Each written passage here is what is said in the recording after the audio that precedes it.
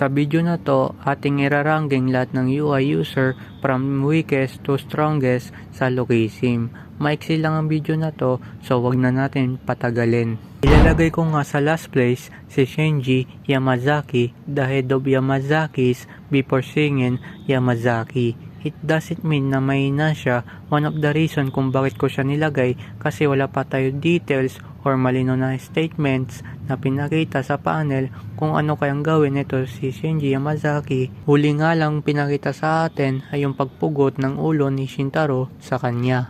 Ang ulingan natin ay ang UI Lil Daniel. Malino naman sa atin during that time na nagkaharap itong Lil Daniel at Big Daniel and yung kay Jinchang or King of Seoul before.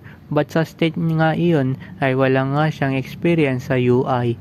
Clearly nga naman na mas lamang pa rin ang UI Big Daniel compare sa Lil Daniel, and nakita rin naman natin na nakipagsabayan o nakipagtow-to-tow nga ito si Jin Changkwak sa UI na Lil Daniel. So para sa akin ang UI Lil Daniel ay average lang sa mga king kagaya nila Taisoma and Gong Xiao at iba pang king, or sabihin natin na mas lamang na konti ito si Lil Daniel. And number 5 para sa akin ay ito si Shintaro. Way back of paghunt nga kay Shingen, and the first place unexpected nga na nireveal sa atin ito si Shintaro na may UI, and at the same time finally nireveal din sa atin si Shintaro nga even wala siyang a lot of experience sa kanyang UI, still nagawa niya pa rin na makipagsabayan kay Shingen, and isa itong magandang moment para sa akin kay Shintaro, lalo na alam naman natin na kung gaano kalakas ito si Shingen.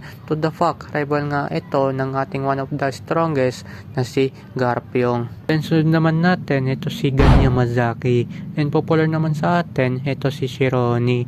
Isa doon is yung one of the hype moment na nangyari ay yung hinarap niya mag-isa ang second generation ng One Night. Then Gan is known as most durable character.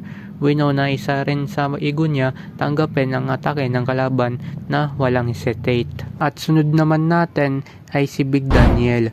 He is fighting machine, and Big Daniel it doesn't matter kung ano fighting style ng kanyang kaharap at kanyang katawan ay walang limitation, then he can perfect use technique kung ano man kaya gawin ng iba, meaning ang fighting style nga ito or lakas na meron siya ay nag-a-adjust based sa kung sino kalaban or nagiging kaharap niya. So for me, ang UI na meron siya is much better for me kesa sa UI na meron ang Yamazaki clan.